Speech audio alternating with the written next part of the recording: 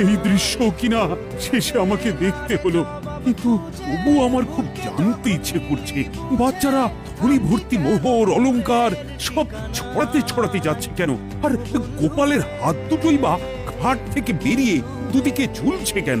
মহারাজ, আর একটা ব্যাপার কি আপনি লক্ষ্য করেছেন? কি বলো তো? গোপালের দেহ কারা কাঁধে করে নিয়ে যাচ্ছে? হ্যাঁ হ্যাঁ, ওই তো মন্ত্রী, সেনাপতি, জ্যোতিষী আর পণ্ডিত। আসলে গোপালের এই শেষ যাত্রা আমাদের কিছু শিক্ষা দিয়ে যাচ্ছে মহারাজ। এই যে দেখুন, যারা গোপালকে সহ্য করতে পারত না, এখন তাদেরই কাঁধে গোপাল যাচ্ছে। তার মানে শেষ পর্যন্ত কেউই কারোর